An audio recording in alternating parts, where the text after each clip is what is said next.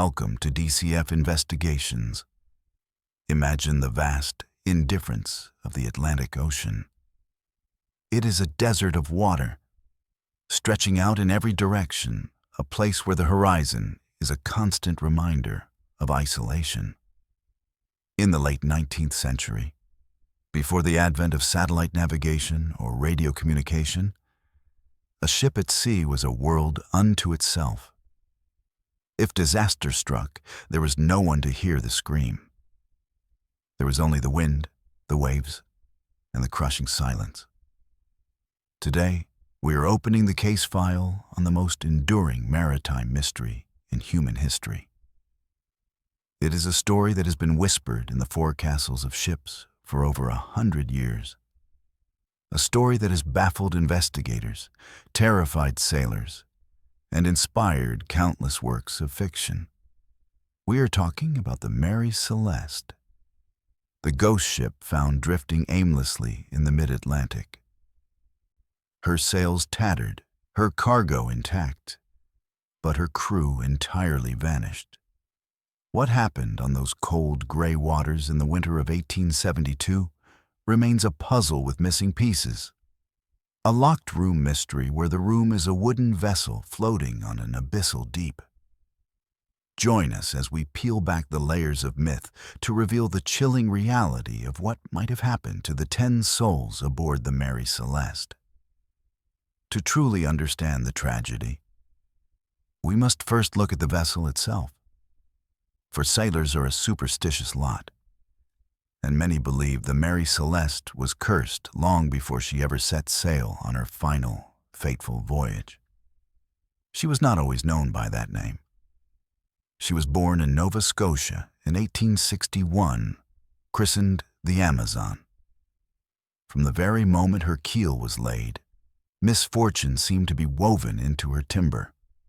Her first captain, Robert McClellan, a man of experience and fortitude, took ill and died just days after taking command of the ship. It was an ominous start. On her maiden voyage, the Amazon ran into a fishing weir, damaging her hull. While being repaired, a fire broke out on board. Later, while crossing the Atlantic, she collided with another ship in the English Channel, sending the other vessel to the bottom of the sea. The Amazon was a ship that seemed to attract disaster. After running aground in 1867, she was abandoned as a wreck, only to be salvaged, sold, and refitted. Her new owners, perhaps hoping to wash away the bad luck of the past, gave her a new name. She became the Mary Celeste. But a name change cannot alter the nature of the sea, nor can it protect against the unknown. In 1872, the Mary Celeste was under the command of Captain Benjamin Briggs. Briggs was not a man prone to flights of fancy. He was a staunch New Englander, a devout Christian, and a teetotaler. He was known for his discipline, his integrity, and his deep love for the sea. He was 37 years old, a master mariner who had spent his life on the water. This was not a captain who would abandon his ship lightly. With him on this voyage was his wife, Sarah, a woman of strength who had accompanied her husband on many voyages before. They also brought their 2-year-old daughter, Sophia. Their 7-year-old son, Arthur, had been left behind with his grandmother in Massachusetts so that he could attend school, a decision that would ultimately save his life. The crew selected for this voyage was top tier. These were not press-ganged drunks or inexperienced greenhorns. The first mate, Albert Richardson, had sailed with Briggs before and was considered highly competent. The second mate, Andrew Gilling, was a 25-year-old Dane. The steward and cook, Edward Head, was a newlywed writing letters home to his wife. The 4 seamen, Volkert Lorenzen, Arian Martens, Boy Lorenzen, and Gottlieb Gudstad, were Germans from the Frisian Islands, a place known for producing some of the finest sailors in the world. In total, there were 10 souls on board. They were competent, they were family men, and they were sailing on a ship that had been recently overhauled and was in excellent condition. The cargo for this voyage consisted of 1,701 barrels of denatured industrial alcohol, intended for fortifying Italian wines. It was a volatile cargo, dangerous if mishandled, but valuable. On November 7, 1872, the Mary Celeste departed from Pier 50 on the East River in New York City, bound for Genoa, Italy. The weather was difficult, and they battled heavy seas for 2 weeks before reaching the Azores. The last log entry made by Captain Briggs was dated November 25th, at 5 in the morning. It placed the ship roughly 6 miles off the island of Santa Maria in the Azores. The entry was routine. There was no mention of distress, no mention of storms, no mention of anything out of the ordinary. And then, silence. 8 days later, on December 4th, another ship, the Gratia, was sailing through the same stretch of ocean. The Gratia was captained by David Morehouse, a man who actually knew Benjamin Briggs. They had dined together in New York before their respective departures. Around 1 in the afternoon, the helmsman of the Gratia spotted a sail on the horizon. As they drew closer, Captain Morehouse noticed something wrong. The ship was yawing, swinging erratically with the wind. Her sails were not set correctly. Only the jib and the fore-topmast staysail were set, while the others were furled or blown away. She was heading west, but her course was jagged, as if no hand was on the wheel. Morehouse signaled the strange vessel, but there was no reply. He observed the ship through his spyglass for 2 hours, watching her drift. The decks appeared empty. No distress signal was flying. Concerned, Morehouse ordered his chief mate, Oliver Devoe, to take a small boat and board the vessel. What Devoe found when he climbed over the rail of the Mary Celeste has become the foundation of this enduring mystery. The ship was eerily silent. The only sound was the creaking of the rigging and the slap of the waves against the hull. Devoe and his men searched the deck. The wheel was unsecured, spinning idly. The ship was in seaworthy condition, though she had taken on some water, about 3.5 feet in the hold, which was significant, but not enough to sink a ship of her size. The pumps were in working order. However, as they moved deeper into the ship, the mystery deepened.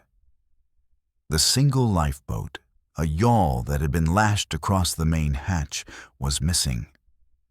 The railing where the boat would have been launched was removed, suggesting a deliberate, albeit hasty, departure. The binnacle, which housed the ship's compass, was shifted out of place, and its glass cover was broken. Descending into the cabin, Devoe found a scene that looked like the occupants had just stepped out for a moment. In the captain's cabin, the bed was unmade, and the impression of a child's body was still visible on the small bed where Sophia slept. Personal items were scattered about, but not in a way that suggested a violent struggle. It was more like the clutter of daily life.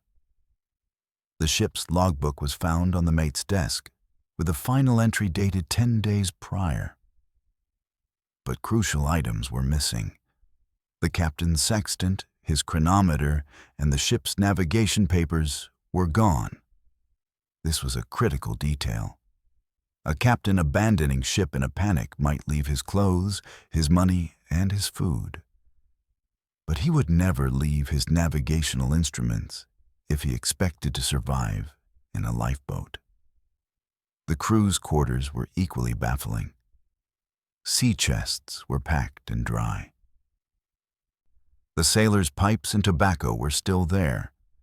In the lore of the sea, A sailor never leaves his pipe behind unless he is in the most dire of extremities. The ship's galley was tidy. There was plenty of food and water on board, enough to last for 6 months. The cargo of alcohol was largely intact, though when it was later unloaded in Genoa, 9 barrels were found to be empty. The most chilling aspect was what was not there.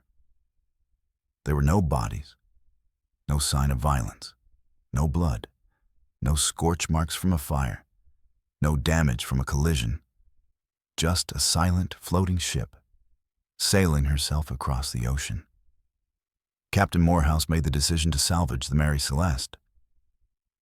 He split his crew, putting 3 men on the ghost ship, and together they sailed both vessels to Gibraltar, a feat of seamanship that took over 600 miles. When they arrived, they expected a reward for saving the ship and its cargo. Instead, they walked into a nightmare of legal scrutiny. The Attorney General of Gibraltar, Frederick Solly Flood, was a man who saw conspiracies in the shadows. He was convinced that a crime had been committed. He could not accept that a ship would be abandoned for no reason. He suspected the crew of the Gratia. He theorized that they had murdered the crew of the Mary Celeste for the salvage money. He ordered a thorough investigation of the ship. He found what he claimed were spots of blood on the captain's sword, which was found under his bed. He found what he believed to be a mark from an axe on the ship's rail. He spun a narrative of mutiny, drunkenness, and murder. However, science, even the primitive forensic science of the 1870s, eventually proved him wrong. The blood on the sword was analyzed and found to be rust. The axe mark on the rail was simply structural damage from the sea. There was absolutely no evidence that the crew of the Gratia had been on board the Mary Celeste before they found her. Furthermore, the alcohol on board was denatured. It was poisonous. If the crew had drunk it, they would have died or gone blind, not gone on a drunken rampage. And with the barrels mostly intact, there was no sign they had even tried to access it. Eventually, the court cleared the crew of the Gratia, but the suspicion lingered. They were awarded a fraction of the salvage value, a clear sign that the court still harbored doubts. The Mary Celeste was released and eventually delivered her cargo, but her reputation was ruined. She was seen as a pariah, a ship that swallowed people whole. So, if it wasn't mutiny, and it wasn't piracy, what happened? Let us delve into the theories that have been proposed over the last century and a half, ranging from the plausible to the paranormal.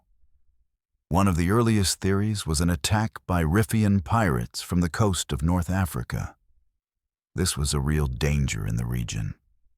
However, pirates plunder. They take gold, they take cargo, they take the ship.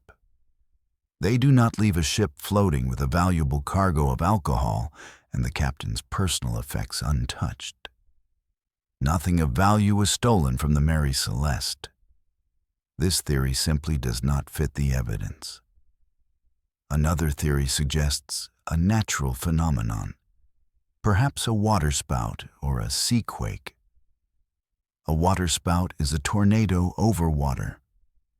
It could have struck the ship, terrified the crew, and caused them to flee into the lifeboat, thinking the ship was about to sink. But a waterspout would have caused significant damage to the rigging and sails, much more than was found. A seaquake, an earthquake on the ocean floor, could have caused turbulence and a terrifying noise. But again, the ship was structurally sound. Then there's the theory of the pump rod. When the Gratia crew boarded, they found the sounding rod, a device used to measure water in the hold lying on the deck. It is possible that the pump became clogged or malfunctioned. The Mary Celeste was carrying coal on her previous voyage, and coal dust and debris could have blocked the pumps. If the ship hit a storm and took on water and the pumps weren't working, Captain Briggs might have panicked, believing the ship was sinking faster than it was. Yet in the rough seas, he might have ordered everyone into the lifeboat, attaching it to the ship with a towline, intending to follow behind until the danger passed or they could pump her out. This brings us to the Towline Theory. It is widely believed that Briggs, a cautious man, did not intend to fully abandon the ship. He likely ordered everyone into the lifeboat as a precautionary measure. They would have tethered the lifeboat to the main ship with a long rope. But something went wrong. Perhaps a sudden gale-force wind filled the sails of the Mary Celeste. The ship, heavier and faster, would have surged forward. The towline, pulled taut, would have snapped. In an instant, the Mary Celeste would have sailed away, leaving the 10 people in the small, overloaded lifeboat bobbing in her wake. They would have watched their sanctuary disappear over the horizon, leaving them alone in the vast, freezing Atlantic, with no food, no water, and no hope. But why would they leave in the first place? The ship was sound. This leads us to the most compelling scientific theory: the alcohol explosion. Recall that the cargo was industrial alcohol. Red oak barrels were used for some of the cargo. Red oak is more porous than white oak, which is typically used for liquids. It is highly probable that during the voyage, specifically in the warmer weather as they approached the Azores, some of the barrels began to leak. Alcohol fumes would have filled the hold. In the confined space of a ship's hull, these fumes are a ticking time bomb. Imagine the scene. It is morning. The captain or the mate orders the hold opened to ventilate the fumes. Or perhaps the friction of the barrels rubbing together in the rough seas caused a spark. There could have been a pressure explosion. Not a fire that burns the wood, but a sudden, violent expansion of gas that blew the hatch covers off. The sheer force and the terrifying sound would have been deafening. Smoke or steam might have billowed out. Fearing that the cargo was about to explode and blow the ship to splinters, Captain Briggs made a split-second decision. Abandon ship! They scrambled into the lifeboat. They didn't take clothes or food because they thought they only had seconds to live. They kept the lifeboat attached via the towline, waiting to see if the ship would explode. When it didn't, they might have tried to row back. But then, the wind picked up. The heavy ship, her sails still set, caught the breeze. The rope snapped. The tragedy is that the very thing they feared, the explosion, never fully happened, but the fear of it sealed their fate. The missing 9 barrels support this. They were empty. They were made of red oak. The leakage and subsequent fumes provide the motive for the panic. It explains why the ship was undamaged but abandoned. It explains the missing navigational instruments. Briggs took them to navigate the lifeboat, expecting to be in it for a while. It explains the missing lifeboat. It fits the psychological profile of a captain who is responsible for his wife and child. He would not risk staying on a floating bomb. Of course, over the decades, the story of the Mary Celeste has been contaminated by fiction. In 1884, a young Arthur Conan Doyle, before he created Sherlock Holmes, wrote a short story titled J. Habakkuk Jephson's Statement. He changed the name to the Mary Celeste, a spelling that persists in the public consciousness today. He invented details that never happened. He wrote of half-eaten breakfasts still warm on the table, of cups of tea resting on the railing, of a clock still ticking. None of this was in the official report. The galley was cleaned up. There was no warm food. But the public preferred the fiction to the dry facts of the Admiralty Court. Doyle's story introduced the idea of a mystique that simply wasn't there, muddying the waters for future investigators. We must also address the more fringe theories: alien abduction, sea monsters, dimensions shifting. While these make for entertaining campfire stories, they hold no water in a forensic investigation. The disappearance of the Mary Celeste crew was almost certainly a human tragedy, born of fear, a misunderstanding of the ship's condition and the unforgiving nature of the sea. After the inquiry, the Mary Celeste was returned to service. But she remained a pariah ship. Sailors avoided her. She changed hands many times, her value plummeting with each sail. Her final owner, a man named Gilman Parker, decided that if the ship couldn't make money sailing, she would make money sinking. In 1885, he loaded her with a worthless cargo of scrap boots and cheap beer, insured her for far more than she was worth, and deliberately ran her aground on a coral reef off the coast of Haiti. He tried to claim the insurance, but the fraud was discovered. Parker was ruined and died shortly after. The Mary Celeste, the ship that wouldn't sink when her crew abandoned her, was finally destroyed by the greed of man. She rotted on the reef, battered by the waves, until she slipped beneath the surface, taking her secrets with her. Today, the wreck of the Mary Celeste is lost, buried under coral and sand. But the question remains: if we accept the alcohol fume theory, we are left with a heartbreaking image. We see Captain Briggs, his wife Sarah clutching baby Sophia, and 7 brave sailors sitting in a small, fragile boat in the middle of the Atlantic. We see them watching their ship, their home, their only safety, sailing away from them, propelled by the indifferent wind. We see them waiting, hour after hour, as the sun sets and the cold creeps in.